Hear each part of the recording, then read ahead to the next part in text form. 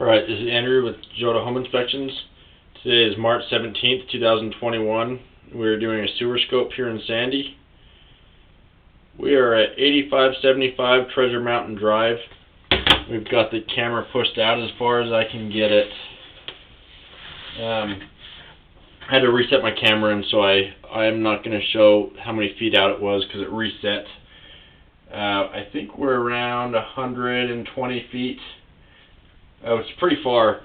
I was running water, and so it's possible that I dropped into the city line and didn't notice the transition. But as we pull it back, we should be able to see if it switches. Basically, I'm not positive if this line is your lateral line or if we've made a turn into the city line. Sometimes being in a circle, the way that it drops in doesn't make it completely obvious where the transition is.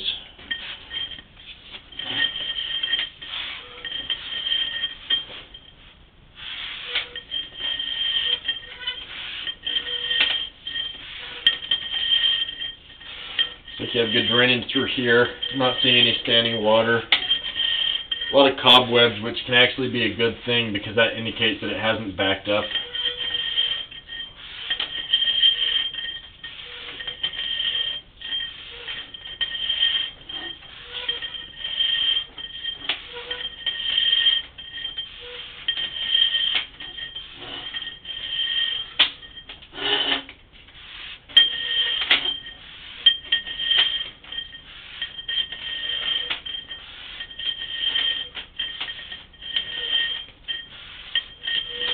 It is a pretty long line.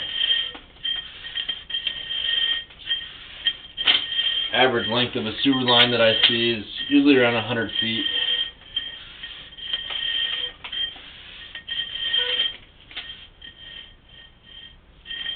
So right there, it's possible that that transition there is going into a city line.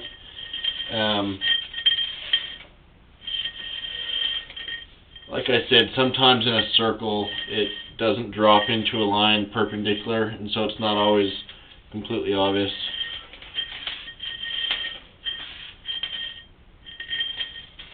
Yeah, and then you have a clean out right there, which also kind of supports that same idea that that is a transition that into the city line.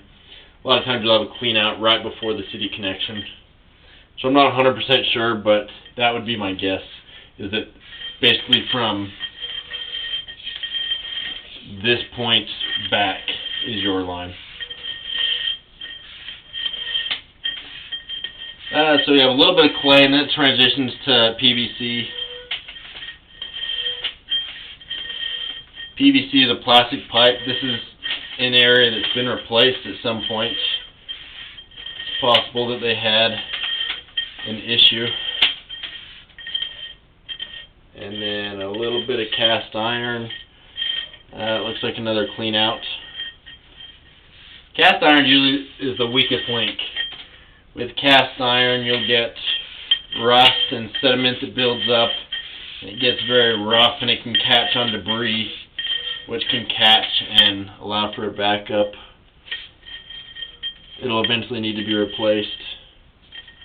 If you look on the center of the pipe about halfway down, it looks like something's pressing in on it. I don't see that it's cracked, but something's pressing on it. Maybe a root. With enough time, it's possible that could crack it and the root could come into the line.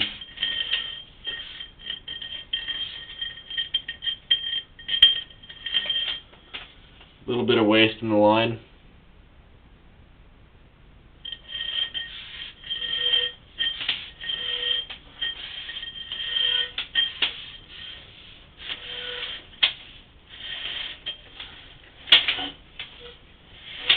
More cast iron.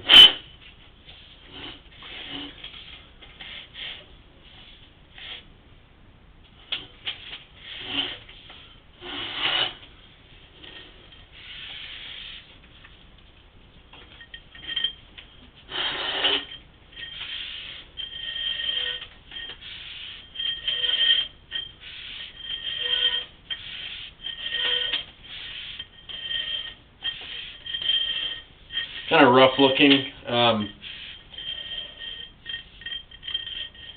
Not completely uncommon for the age, but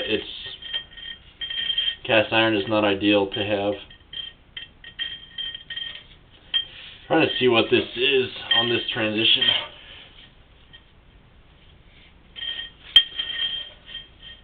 That black material. I'm not 100% sure what that is. I haven't seen something like that before. It's like some sort of sealant was added to these areas.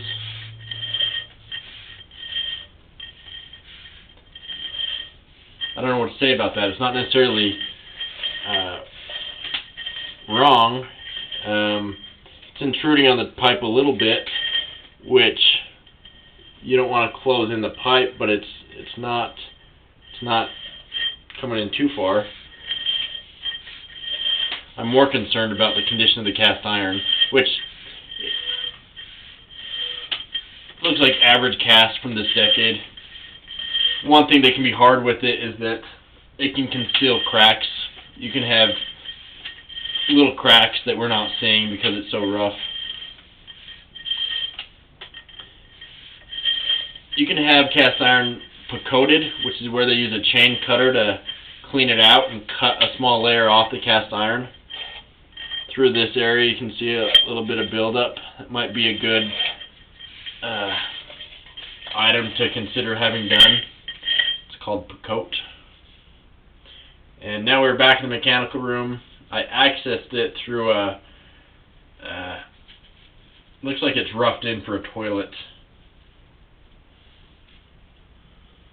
And so this is where the toilet would go, where I accessed it. So just to recap, you have a combination of clay, a fair amount of PVC. PVC is great, and then a lot of cast iron. Cast iron is definitely the weakest link. That's something that you'll eventually need to replace. I would see if the insurance is available in this area through HomeServe. That can help offset the cost if and when you need to replace it. I know it's available in Salt Lake City. I don't know that it's available in Sandy, but I would definitely look into it because if it's available, it's pretty inexpensive. So I'm going to end this recording now.